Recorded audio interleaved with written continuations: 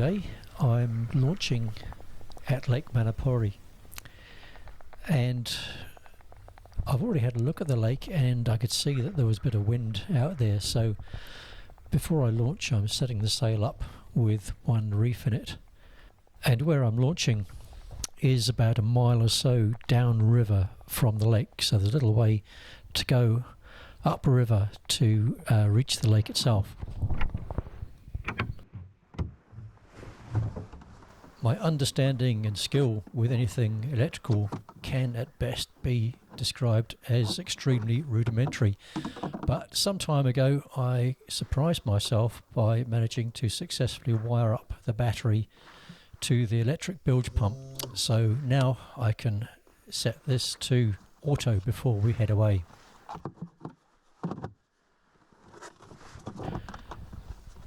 The other thing that I usually check before I launch the boat is just to check that the buoyancy bags are still well inflated.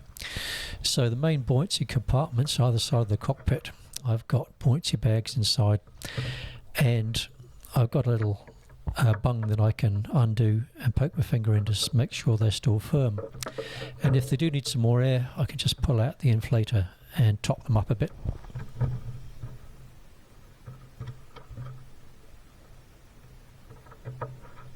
The sound you can hear is a group of paradise ducks which are out on the river, and it seems that there is one male pursuing 4 females, and they're obviously giving him the cold shoulder and he's not very happy about it.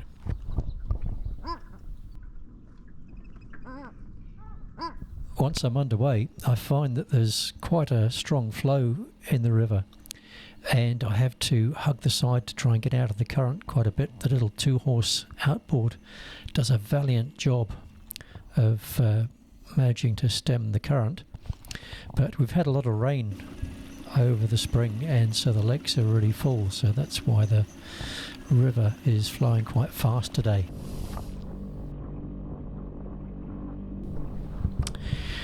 As we head out towards the river mouth, we start to feel the chop on the lake, and looking around I realised that I've forgotten to bring the VHF radio. I've left it in the car.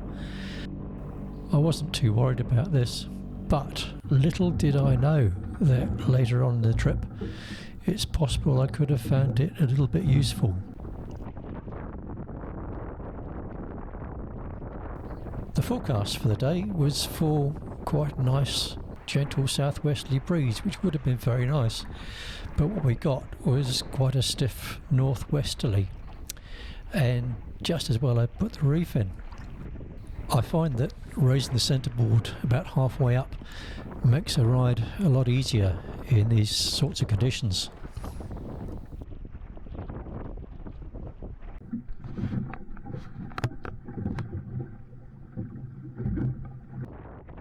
But as time went on, getting further out across the lake, I had to concede that we were overpressed.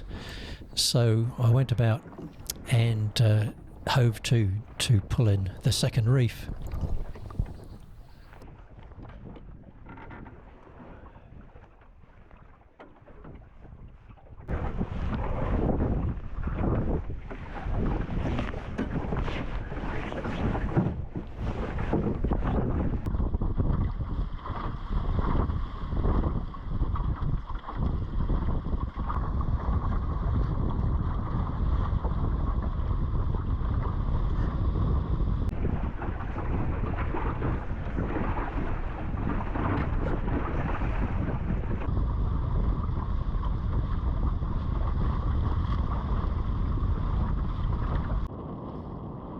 We were getting along really nicely on the starboard tack, and I was just kind of toying with the idea of maybe pulling in the third reef.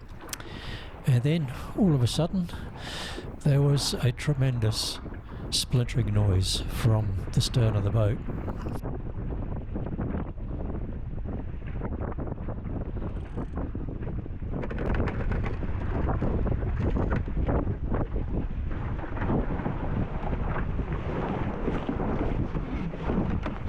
Oh, broken rudder.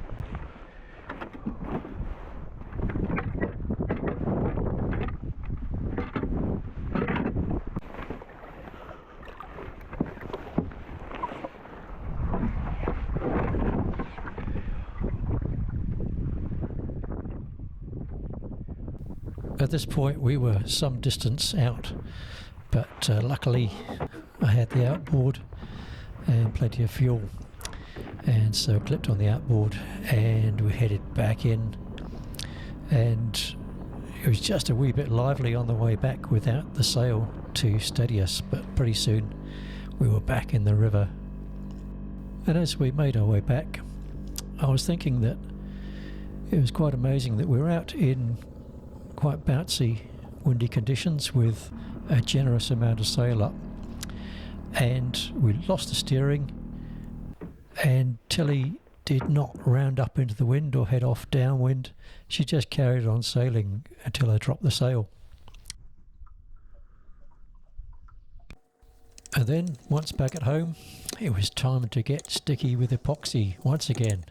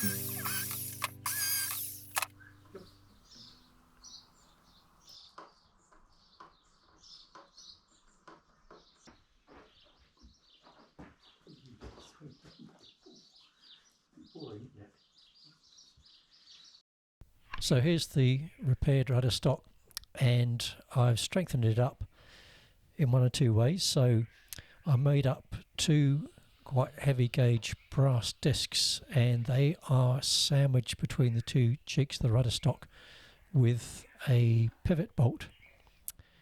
And the forward edge, which is the part that peeled apart, I've bolted that through with a brass strap as well. There's another bolt down at the corner, and also a bolt on the aft edge as well.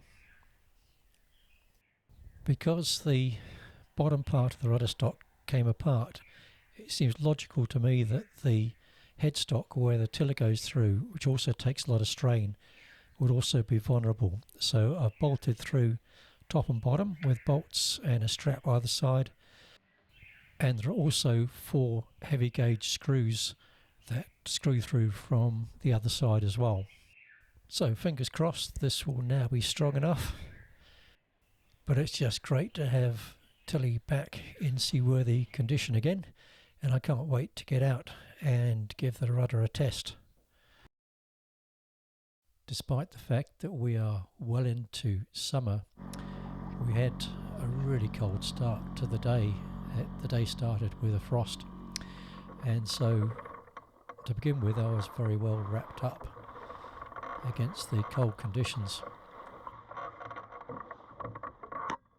We were obviously in for a light wind day, and probably not the best sort of day to stress test the improvements I'd made to the rudder stock, but nonetheless it was great to be out with a rudder that worked. We've had a very prolonged wet and windy spring, and so it's actually quite nice to be out in these calm conditions for a change. It's a long time since I've been able to make a cup of tea while underway, and it's a long time since I've had full sail up for the whole trip as well. And today I'm trialling the idea of sailing Tilly without the removable thwart, and I have to say it is absolute luxury. Without the thwart at the rear end of the centreboard box, I can now fully recline in the bottom of the boat in light wind conditions and stretch out. It's just wonderful.